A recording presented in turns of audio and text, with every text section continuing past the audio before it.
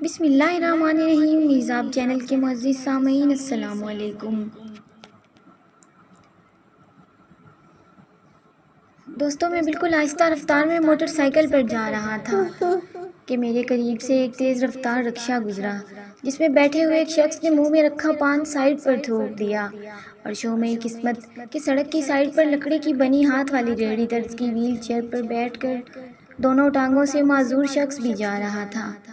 جو ہی رکشے میں بیٹھے شخص نے پان تھوکا، وہ سائیڈ پر جاتی ویل چیئر پر بیٹھے شخص کے منہ پر جا گرا تھا۔ رکشہ اپنی رفتار سے آگے بڑھ گیا، مگر میں نے بریک لگا کر سائے میں موٹر سائیکل کھڑی کی اور معذور شخص کی مدد کے لیے موڑا۔ تب تک وہاں سلور رنگ کی بڑی گاڑی سے 3 پیس سوٹ میں ملبوس شخص اتر کر تولیہ ہاتھ میں پکڑے معذور شخص تک پہنچ چکا تھا۔ گو کہ یہ منظر مجھ اور اس گاڑی والے سمیت 20 افراد نے دیکھا تھا، مگر کسی نے نظر انداز کر دیا اور کوئی کہکا لگا کر آگے بڑھ گیا۔ مگر انسانیت کا سوز دل میں لیے وہ گاڑی والا شخص اپنا ذاتی تولیہ لے کر معذور شخص کے پاس پہنچ گیا تھا۔ میں جب وہاں پہنچا تو سب سے پہلے میں نے سلام کیا اور پھر صفائی میں اس شخص کی مدد کرنے لگا۔ مجھے حیرت تھی کہ اتنا خوبصورت وجیح جوان اس معذور شخص کی اس طرح صفائی کر رہا تھا جیسے وہ اس کا سگا باپ ہو۔ دل میں کسی قسم کی کوئی کراہیت محسوس نہیں ہو رہی تھی۔ جب وہ تسلی سے صاف کر چکا تو اس نے اپنی گاڑی سے اپنا دھلا ہوا سوٹ نکالا اور معذور شخص کے کپڑے تبدیل کر دیے۔ بعد ازاں جیب میں ہاتھ ڈال کر جو کچھ ہاتھ میں آیا اس شخص کی جھولی میں ڈال دیا اور خود گاڑی کی طرف چل دیا۔ میں اپنے موٹر سائیکل کی طرف جانے لگا تو اس نے مجھے آواز دے کر بلایا۔ میں فوراً اس کے پاس پہنچا۔ اس معذور شخص کی صفائی کے دوران ہمارے اپنے ہاتھوں پر پان اور مٹی لگ چکی تھی۔ اس شخص نے گاڑی سے پانی کی بوتل نکالی اور میرے ہاتھوں پر پانی ڈالنے لگا۔ میں نے اچھی طرح ہاتھ دھو لینے کے بعد اس سے بوتل پکڑ لی اور اس کے ہاتھ دھلوانے لگا۔ جب ہاتھ دھو کر فارغ ہوئے تو میرے اندر کی لکھاری کی بے چین روح نے مجھے سوالات کرنے پر مجبور کر دیا۔ میں نے اس شخص سے نام پوچھنے کے بعد اس معذور شخص کی مدد کی وجہ پوچھ لی۔ پہل تو اس شخص نے بہت غور سے مجھے دیکھا، جیسے وہ مجھ سے ایسے سوالات کی توقع نہیں رکھتا تھا، مگر پھر اس نے بتایا کہ میرا نام محمد منیر ہے، میں محکمہ تعلیم سے منسلک ہوں، اچھے عہدے پر ہوں۔ اس معذور شخص کی خدمت و مدد کی خاص وجہ میری ماں ہے۔ وہ ایسے کہ میرے ماں والدین کی اکلوتی اولاد ہے۔ میری والدہ صاحبہ کی شادی کے بعد 1 سال کے اندر ہی میرے نانا نانی تھوڑے وقفے سے گزر گئی۔ والدین کے گزرنے کا صدمہ ابھی کم نہیں ہوا تھا کہ وہ سسرال میں نندوں اور دیورانیوں کی سیاست کا نشانہ بننے لگی۔ میرے والد صاحب بھی میری والدہ صاحبہ کے بلا وجہ ہی خلاف ہوتے گئے۔ والدہ کی شادی کے 3 سال بعد میں پیدا ہوا اور میری والدہ صاحبہ نے والدین کے گزرنے کے بعد پہلی اور آخری خوشی میری پیدائش دیکھی تھی۔ میری پیدائش کے بعد بھی انہیں کبھی کوئی خوشی دیکھنا نصیب نہیں ہوئی۔ البتہ دکھ، تکالیف اور مصائب اور آزمائشوں نے ان کی زندگی کو اتنا مختصر کر دیا کہ میری تعلیم مکمل ہونے سے پہلے ہی ان کی عمر پوری ہو گئی۔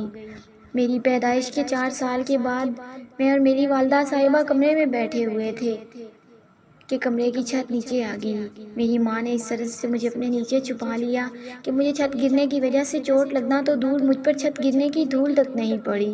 مگر افسوس کہ میری جان بچانے کے عوض میری والدہ صاحبہ کی دونوں ٹانگیں ضائع ہو گئیں۔ ریڑھ کی ہڈی پر چوٹ لگنے کی وجہ سے اسے بھی نقصان پہنچا۔ تو میرے والد صاحب نے جب یہ دیکھا کہ میری والدہ صاحبہ ان کے لیے محض بوجھ بن گئی ہے تو انہوں نے مجھے والدہ سے زبردستی چھین کر میری والدہ کو طلاق دے دی۔ طلاق ملنے کے کچھ عرصہ بعد میری والدہ صاحبہ کی ننیال اور ددیال والوں نے ان کو اپنے پاس رکھا، مگر پھر اس بوجھ کو اٹھانے سے انکار کر دیا اور میری والدہ اپنے گھر منتقل ہو گئیں، جہاں ان کو گاؤں کا کوئی نہ کوئی آدمی ایک وقت کا کھانا دے دیتا۔ میری والدہ صاحبہ کو طلاق دے کر دوسری شادی کر کے میرے والد صاحب بہت کم عرصہ جیے اور فوت ہو گئے۔ میری سوتیلی ماں نے مجھے رکھنے سے انکار کر دیا اور میرے ددیال والے بھی زیادہ عرصہ میرا بوجھ نہیں اٹھا پائے۔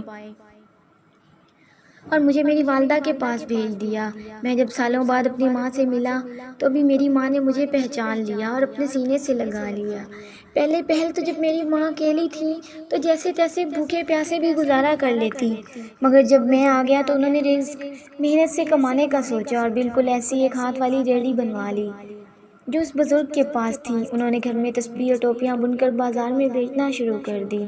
اب وہ دن کے پچھلے پہر سے لے کر رات گئے تک تسبیح اور ٹوپیاں بنتی، سوائے نماز اور کھانے کے وقفے کے، جبکہ صبح مجھے نماز پڑھا کر میری مدد سے ناشتہ بناتی، مجھے ناشتہ کروا کر اپنی اس ریڑھی پر بٹھا کر مجھے اسکول چھوڑتی اور خود شہر کو چل دیتی۔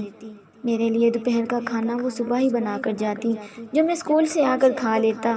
میرے کھانا کھانے تک وہ بھی زیادہ تر پہنچ جاتی اور مجھے پاس بٹھا کر اسکول کا کام کرنے میں میری مدد کرتی، ساتھ ہی اپنا کام بھی کرتی رہتی۔ دنیا میں میرا واحد دوست میری ماں تھی۔ میں چھٹی والے دن اسکول کا بستہ والدہ صاحبہ کی ریڑھی پر رکھتا اور ان کے ساتھ بازار جاتا۔ وہ سارا دن ٹوپیاں اور تسبیح بیچتی اور میں ماں کے پاس بیٹھ کر پڑھتا رہتا تھا۔ جس قدر مشقت سے میری ماں نے مجھے پالا ہے وہ یاد کر کے میں آج بھی کہتا ہوں کہ فقط خدا نہیں ہوتی ورنہ ماں کیا نہیں ہوتی۔ خیر بات تھی ریڑھی والے سے اس قدر محبت و شفقت کا برتاؤ کرنے کی، تو اس کی وجہ یہ تھی جب میں چھٹی والے دن والدہ صاحبہ کے ساتھ بازار جاتا تو راستہ میں کئی بار لوگوں کا تھوک، لوگوں کی الٹیاں، لوگوں کے منہ سے گرائے گئے پان میری والدہ صاحبہ پر گر جاتے اور میری والدہ چپ چاپ صاف کر لیتی اور اپنا سفر دوبارہ شروع کر دیتی۔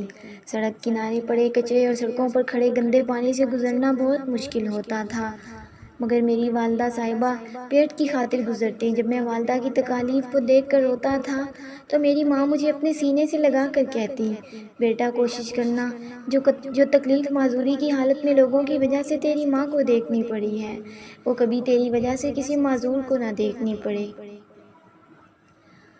اور ساتھ ہی میری والدہ صاحبہ نے مجھے سینے سے لگا کر بھینگ لیا کرتی تھی۔ سر میری تعلیم کے لیے میری والدہ صاحبہ نے بہت محنت کی، مگر میری تعلیم مکمل ہونے اور میرے کسی مقام پر پہنچنے سے پہلے میری والدہ چل بسیں، مگر میں نے ان کی نصیحت ہمیشہ یاد رکھی۔ میں کبھی سڑک کے کنارے پر یا فٹ پاتھ پر نہیں تھوکتا۔ میں کسی بھی معذور شخص کو مشکل میں دیکھتا ہوں تو رک کر اس کی مدد ضرور کرتا ہوں۔ میں کبھی کسی معذور کی زندگی سے کراہیت یا نفرت نہیں کرتا، کیونکہ میری ماں نے مجھ سے کہا تھا، لوگوں کی جن حرکات کی وجہ سے تیری معذور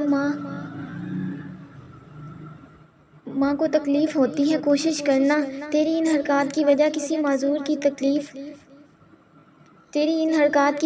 کسی معذور کو تکلیف نہ ہو۔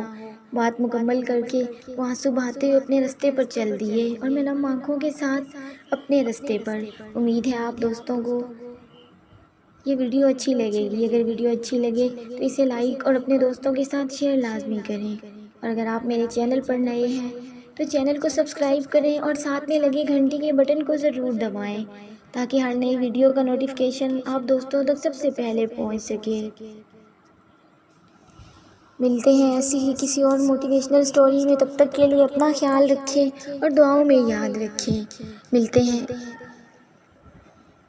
اللہ حافظ۔